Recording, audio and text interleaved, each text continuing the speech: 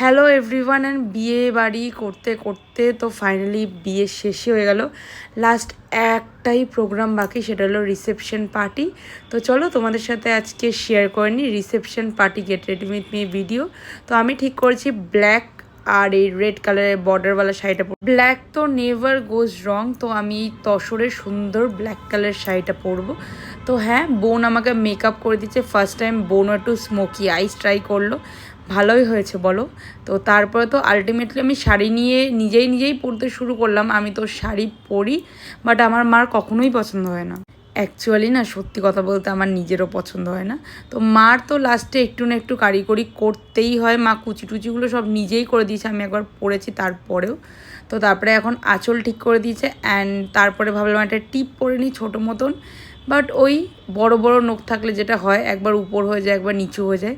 আর তারপরে অনেকেই বলে, ইভেন মাও বলে যে খোলা চুলে সিঁদুর পরতে নেই, চুলটা হাত দিয়ে ধরে একটু সিঁদুর পরে নিলাম। অ্যান্ড তারপরে সিম্পলের মধ্যে আজকে বেশি খুব একটা জুয়েলারি পরবো না, এই চেনটা পরেছে একটু লংয়ের মধ্যে। আর তারপর হাতে এই আড়াই প্যাচ এই চুড়িটা পরে নেবো। চুড়ি বলে কি অনেকে ব্রেসলেট বলে, ব্যাঙ্গেলের মধ্যেই তো অ্যাকচুয়ালি পরে।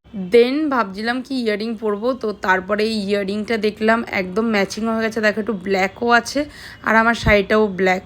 তো এটা তানিষ্কের থেকে কিনেছিলাম, মানে আমার মেজো মাসি আমার বিয়েতে দিয়েছিল আর কি।